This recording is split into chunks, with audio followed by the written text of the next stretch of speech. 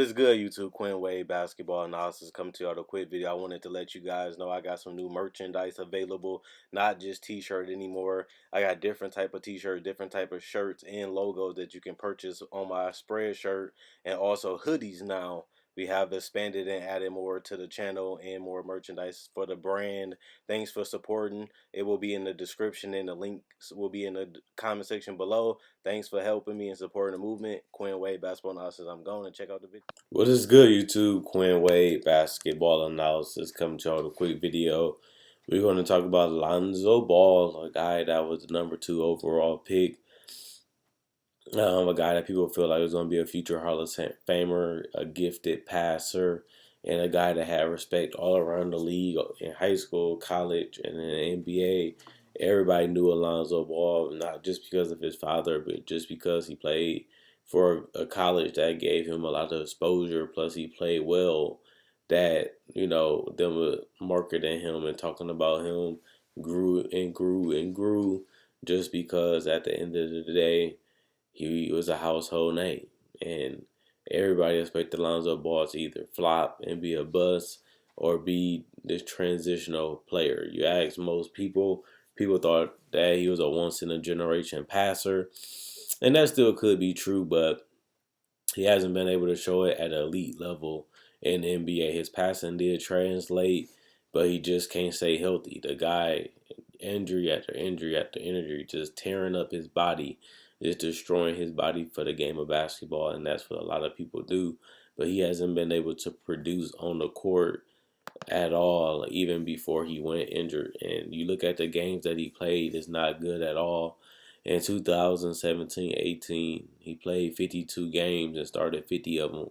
And his sophomore year, 18-19, he did 47 games played, 45 games started, and so far he only played 16 games and started 12 games this year for the New Orleans Pelicans. And this is a guy that gives you 10 points, but he's shooting 38% from the field, 34% from three.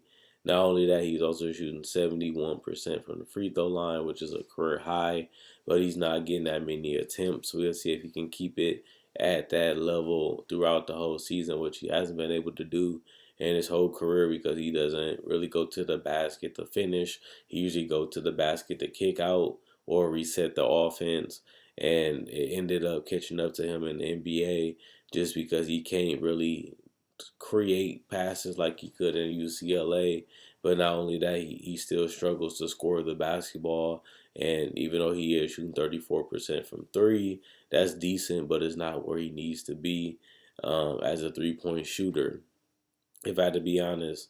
And you look at his rebounds, 4.5 rebounds, 5.6 assists. Those are pretty good numbers considering that he's coming off the bench some games and he's only getting 28 minutes per game.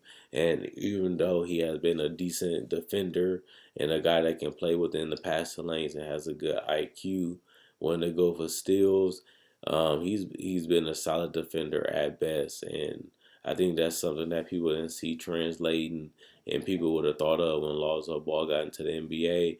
But he has respect around the whole league that he is a solid defender, and that's important when you're trying to get minutes and trying to play meaningful basketball with the Pelicans. This was a team that people felt could be a playoff team before Zion went down, and they still do have talent. Ain't like they one of the worst teams in the NBA talent-wise. They have a good roster around Lonzo Ball. It just he cannot stay healthy and he just can't shoot. And that's been a reality of Lonzo Ball so far, is the guy can't knock down shots and the guy doesn't have counters or other moves to make his job easier. He's the guy that just want to get up and down the court and just get to the paint or even do a spot up three-point shot. He simplified his offense, and that's why a couple of years ago I compare him to Jason Kidd. Jason Kidd was a guy that can get you 10 plus assists, but also 5 plus rebounds, but also get you 13, 14, 15 points per game. And he can knock down threes from time to time until he got older and he was able to master the three-point shot to a certain extent. Lonzo came in the same, a guy that was known more for being the passer than the scorer, which the NBA is all about having scoring point guards. Lonzo was supposed to be the guy that was going to do all the dirty work. That's playing defense, switching, rebounding, passing, and making the right plays that can help you win games, like extra passing, hockey assists, getting out in transition, and getting penetration to open up opportunities for guys in the paint and the shooters. And he done that. He just hasn't been able to do it at an elite level like Jason Kidd was able to do. And that's why Jason Kidd was a guy that could get a team to the finals. And that's why Jason Kidd was a guy that really was special coming out. And Lonzo, if it wasn't for the injuries, I really want to know how much effort he could have put into training and getting his body right and preparing for the season and just being able to do more things. But let me know what you guys think about Lonzo Ball. This is a guy that's a A-list celebrity a couple years ago because of basketball, because of the hype, because of his ability to come from LA and be playing good in high school and playing good in college. It ended up giving him a big following going into the NBA draft. And it doesn't really help when you go to the Lakers, a team that's always under the spotlight, a team that's always known and has expectations. And Lonzo did not live up to those expectations, but he hasn't been able to do it in New Orleans either. And people like me and other people feel like Lonzo Ball needed a fresh start, which I definitely think was true. And I definitely thought it was important to figure it out because Lonzo really didn't fit with LeBron James. He really wasn't a guy that wanted to be off the ball. He rather have the ball making plays, and I think that's the best that you get out of Lonzo when he's the guy making the plays and running the point and trying to get everybody involved and create shots for them. Lonzo has gotten a lot more aggressive, but his game still hasn't evolved enough when you see the changes and the differences of other players like Lonzo Ball. It looks like this is what he is, and if that's the case, he wasn't worth the number two pick. And I'm not saying it to be harsh or to talk trash about him, but when you're drafting number two, you're looking for a starter, you're looking for a generational player, and he hasn't even shown that he can be that so far in the NBA. He has shown that he can be solid, he has shown that he can be a starter in the NBA, but he hasn't been able to put together dominant, consistent games playing at the highest level in the NBA to really get consideration for being a star. And, I'm a Lonzo person, but he has been extremely disappointed. His game didn't translate as well as we thought, and he hasn't been able to stay healthy. But when I look at this New Orleans Pelicans team, they have a team that can get up and down. They have a team that can have a certain amount of shooters on the court. They have the rim running big and Jackson Hayes. They also have guys like Brandon Ingram that can knock down threes and knock down mid range, and he has been special. But we want to see more out of the ball. We know that Drew Holiday ain't gonna be in New Orleans his entire career. And we know that Lonzo Ball is a guy that's a part of their future because that's who they got back from the Anthony Davis trade. And they honestly wanted this trade. They wanted a lot of the pieces that was young that the Lakers had.